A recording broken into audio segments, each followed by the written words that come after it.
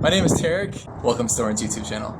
Less than 2 years ago, a Brazilian team played in the final of a major, PGL Krakow, that wasn't the current MIBR core, the core that was in SK Gaming, the core that was Luminosity Gaming, the old version with Fallen, later on called Zera, etc.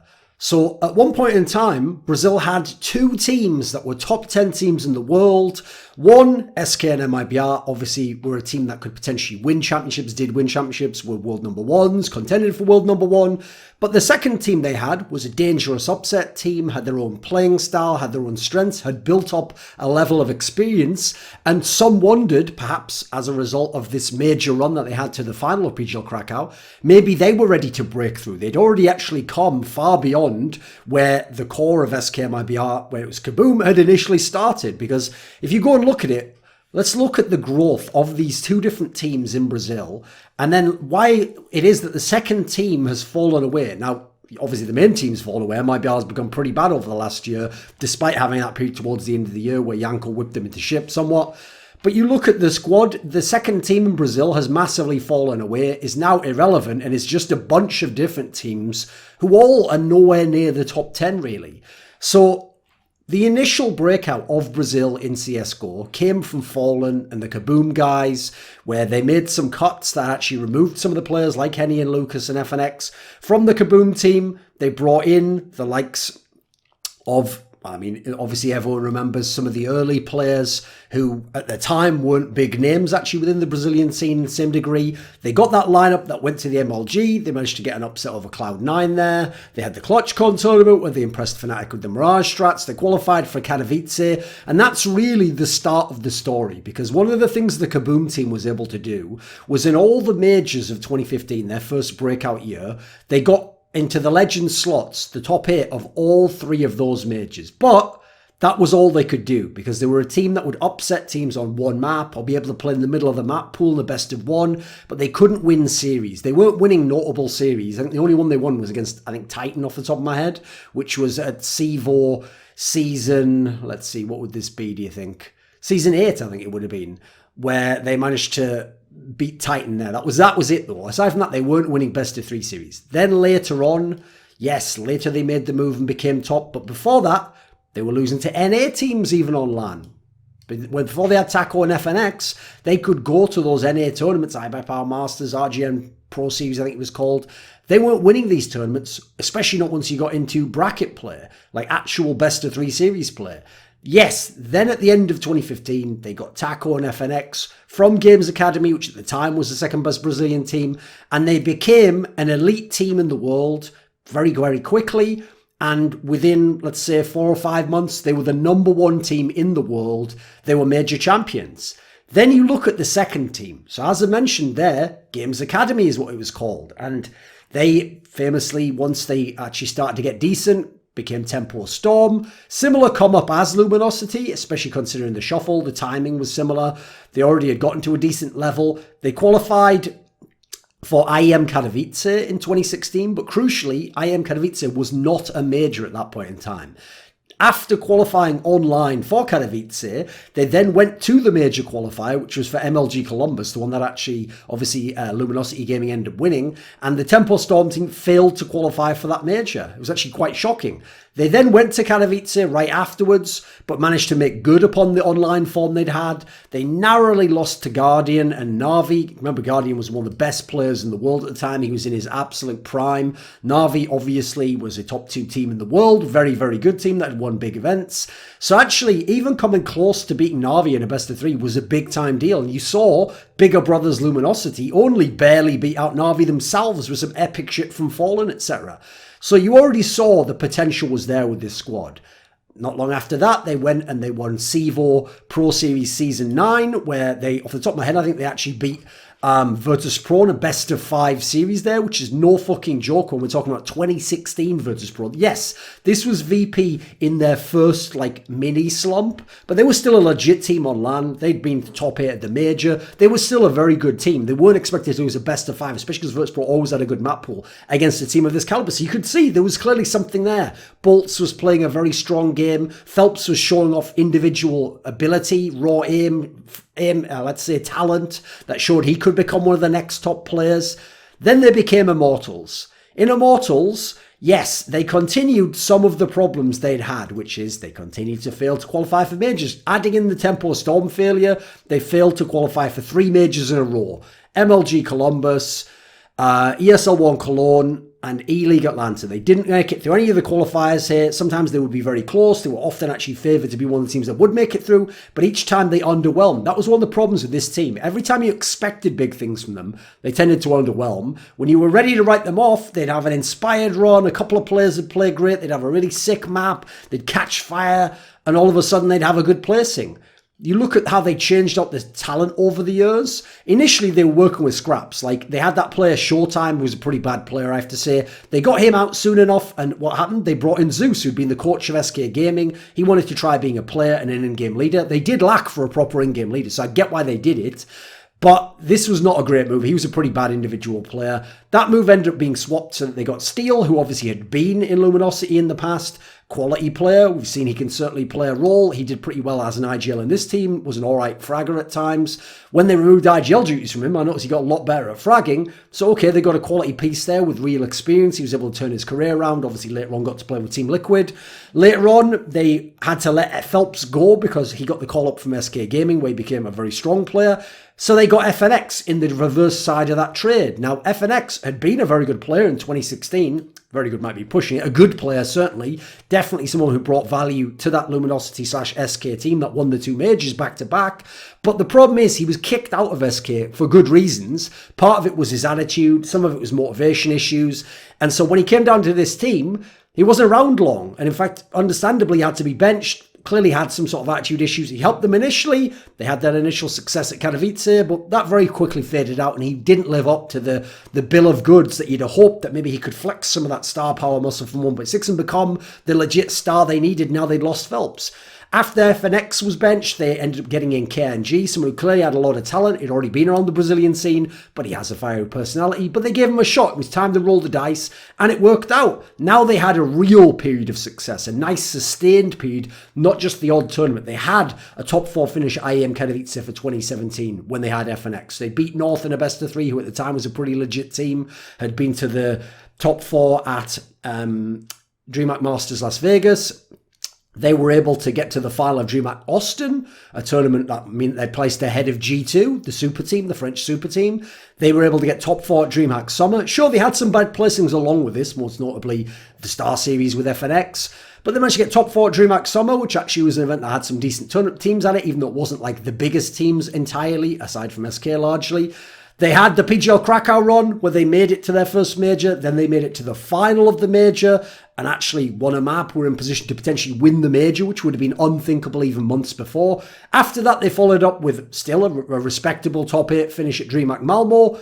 They had a second place at DreamHack Montreal, but that event was what triggered the downfall of the second best Brazilian team. And they never recovered after that because everyone knows infamously that KNG at that event had this whole situation where the team, for whatever reason, some of them were late to the first game, the semi-final against CLG. And in fact, the anecdote is that the coach had to play the knife round for one of them because he was just so incapable, for whatever reasons, extracurricular activities, of even playing out a fucking knife round. They won that game against CLG and they went to go and sleep/rest in their hotel rooms while they were waiting to play the final against North. Now, what happened was, for whatever reason, they turned up late to this final, got forfeited on map 1, lost the second map, and the tournament was over. Now, that wasn't the end because, what's his name? FNS, in-game leader of CLG, made a humorous tweet saying, wow, I can't believe I basically lost to a bunch of hungover people, which, as far as my information goes, is accurate. KNG got mad at this, said, prove it or I'll kill you, basically threatening his life. And then the problem is, if it had just been online banter, fair enough, but we got word, me and other journalists within the scene, from multiple players at the event, and even people connected to Immortals, I'll say, that actually KNG essentially wanted to at least suggest that he was going to act upon this threat, and maybe even go and find FNS, either intimidate him, beat him up, who knows. But anyway, because of this incident, unsurprisingly, things went to shit, and there was a lot of attention upon Immortals, especially the organisation and owner Noah Winston, or at least founder, CEO, whatever his term would be. And as a result, KNG was punished. because he would not apologise, and he was subbed out, and they were going to use a sub in online play. Then comes chapter 2, because for whatever reason, Henny and Lucas decide that they're going to tell KNG it's fine for him to play this online game, even though he's been told not to play and that he's suspended for a week or something by the Immortals guys. He plays the game. Immortals finds out about this. They basically kick him from the team, which spurs not just KNG, yes, probably their best player being kicked from the team, but unfortunately, a chain reaction that basically destroys that squad from within Immortals. I would be super pissed if I was the Immortals guys and I was no Winston. That's why I would never work with these people again. I'm amazed he even got a Brazilian team after that. But they absolutely fucked this guy over completely. Because then Henny and Lucas decided if KNG's kicked that they were going to bench themselves and ask to be traded. Then what happened was Noah Winston actually accommodated them, yes, for money, and sold the major spot and the core of the squad to 100 Thieves. And 100 Thieves had this lineup that looked really dangerous on paper. People were really looking forwards to it. Problem is, it didn't get to the major that they had the legend slot for because they had visa issues. No one at the moment still knows who had visa issues or how. I'm not one of these people who looks down on the org of 100 Thieves in this sense, because I myself have had an American visa turned down. I know that's not as simple a process as people think, and you are rolling the dice on who you get, who basically checks out how legit your visa application is and how much they know about the esports field. So not only did the visa spot kill their issue with 100 Thieves, but they never got to play a LAN tournament for 100 Thieves, because then KNG decided to try and clap back at me for a joke I made towards Fallen, in which I never mentioned KNG's name. KNG overreacted, made a joke where the gist of the joke, the mechanism, was that I'm a homosexual and that as a result that's a bad thing and hence he's making fun of me. I pointed this out to him. He tried to backpedal, but quite poorly because he didn't have very good English. And crucially, just as with when he fucked up the situation and said he was going to kill FNS, and then when he subbed himself in, for the third straight time, KNG not only wouldn't apologise, but explicitly stated he would not apologise and felt he had nothing to apologise for and was not sorry for his actions. That is actually the ultimate crux of what cost KNG his spots on so many of these teams, and in this case, meant 100 Thieves just bulleted the team that they'd paid all this money for and that had never played a single offline game for them. That then led to the talent fracturing out into NTC, which was most of the 100 Thieves players, basically. That never really accomplished anything offline. Luminosity ended up getting in Henny and Lucas and actually became a somewhat alright team, but nowhere near where Immortals had been. Since then, we've had the rise of Furia, we've had Keserato, etc. We've had Team 1 with TRK, which famously made a decent run at WESG. In 2018, we had INTZ, which KNG now plays for, but he largely has to hard carry. So we have all these teams, some of them with some potential, along with Luminosity. None of them anywhere as good as the old Immortals, though. So let's look at some of the issues stopping a really good second-best team from Brazil forming and kind of delivering on the promise that Immortals gave us in 2017 with those strong results. Right, first issue has to be that MIBR is hoarding most of the talent. They've even gotten Phelps back, and let's face it, Phelps and KNG were the two-star players you needed to build a squad around. Didn't work when they were in NTC, obviously, but you need those two players if you're going to have any chance of having a really strong team. Well, the problem is MIBR has Phelps at the moment. Even beyond Phelps, let almost anyone except Taco go from this squad, and you have a prime piece you could build a second squad around. Let Fallen go. He could be a very strong AWPer and loose in-game leader if he wants another team. Let Cold Zero go. Obviously, he would be a monster.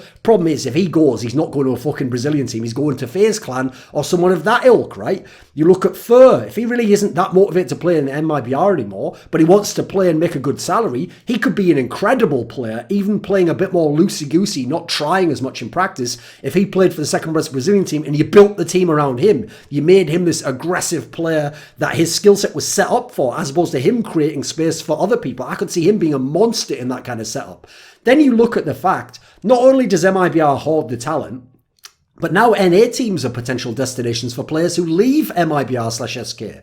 So Steel and Taco, they aren't playing in second team in Brazil. I mean, Steel is going to now, because they went off to Team Liquid, respectively, in both cases. And they were a very good team, and Team Liquid much better than Immortals or any of the other Brazilian teams. So better salary, better job opportunities, people respect you more. You don't have to play with a bunch of other boneheads who might fuck up a major spot for you, or some of the stupid shit that FNX and KNG have pulled over the years. So I can totally get that. That means as a result, you're not actually able to recycle some of the good talent in the Brazilian scene.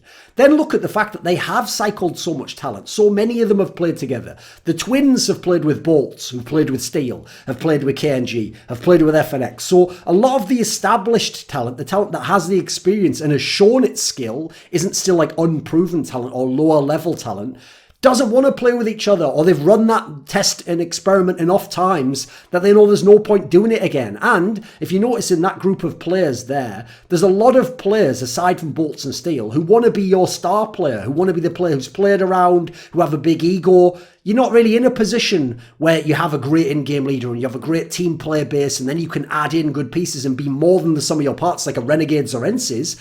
This team, if anything, would have a lot of firepower but be less than the sum of its parts, as you saw with the NTC team, which was never able to live up to the promise that people had hoped for.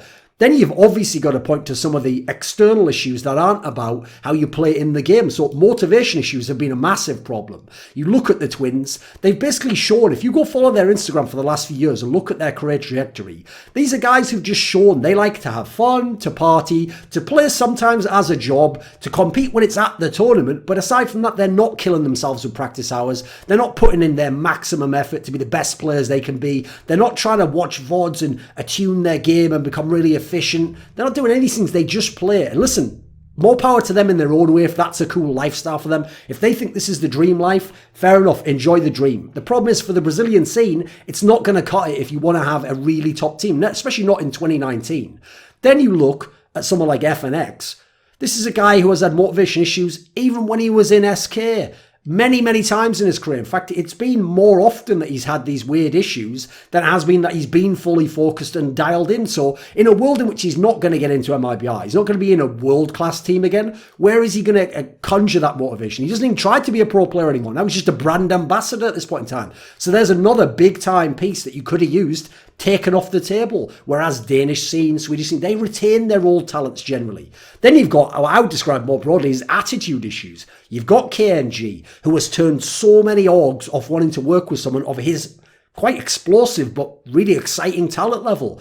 Then there's even if now maybe he's not a problem. I don't know. Maybe he's not a problem in 2019. Problem is he hasn't overcome the perception. And no, having someone within the MIB organisation, I won't say who, write a fake apology which he never agreed with and just have him sign it does not mean that he's turned the corner and matured as a person. I don't know if he has, but the fact that we haven't seen evidence of it yet means it's not reasonable to suggest so. That reputation will haunt him and follow him around. The problem is at the moment, without Thopsville, he is the clear play. You want to make a Brazilian second team around, but how can you if no big org's going to want to touch him at this point in time? And he's had visa issues. He was in another team that had visa issues. People are going to speculate he's part of the visa issues, especially since he's been involved in some of these international scandals and incidents. Like if that news gets to Trump's America and they're trying to look at whether they should give him a visa or not, it's going to get kind of risky as to whether he gets the visa. Then you look at other people, FNX, Phelps. These are players that have had attitude issues themselves. It's part of the reason they got kicked out of SK, because they weren't willing to update their playing style or acknowledge some of the mistakes they were making or adapt to what was having to change in the global metagame. They thought they could just play their game and it's like, hey, just leave me to play my game. Don't tell me what to do. Well, that isn't going to cut it at the top level, especially as you've already seen MIBR was somewhat prescient, knowing that they were going to have problems and cut a lot of these guys early. Finally, buyouts killed the Brazilian scene, because we've heard when Immortals was going through the scenario where they kicked KNG and they knew the twins were going to be benched, they went out there and tried to get talent. They went to Team 1. They went to some of the INTZ squads. They looked at Luminosity players. And the buyouts for the good players, for the promising players, were so unreasonable that they didn't pull the trigger on any of them. Then you look at MIBR. As soon as MIBR had their problems with Stewie, they were looking for Brazilian talents. They were looking for names they hadn't tried out. They were looking at Keserato and KNG, hence why that fake apology was issued. They were trying to get people in there. First of all, they couldn't take KNG because of the whole no Winston aspect. He did say he'd never play for the Immortals org again. So let's not use semantics on that one. Let's use the spirit of what he said, not the letter of the law on that one.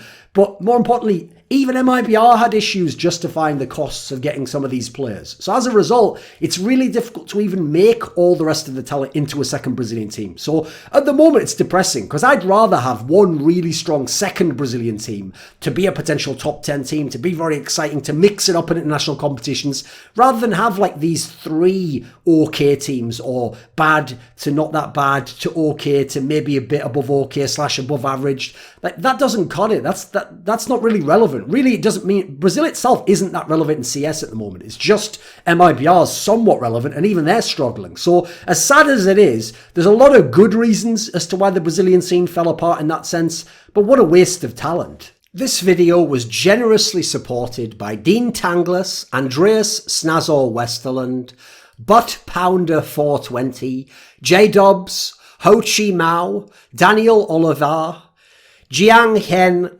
Lu, OllieJ, Tobias Bernasconi, NateDOhDoubleG, Alexander Rao, and as always, a special thanks goes out to my main man, Jerky's Minion. Now, do you want to suggest a topic or a guest for my work? Maybe you want to ask me a question for my monthly AMA? Do you want teasers for who the guests are on my upcoming content? Maybe you want to take part in a monthly esports discussion with yours truly. Well, put your money where your mouth is and join the Scrilluminati today at the Patreon link in the description box below.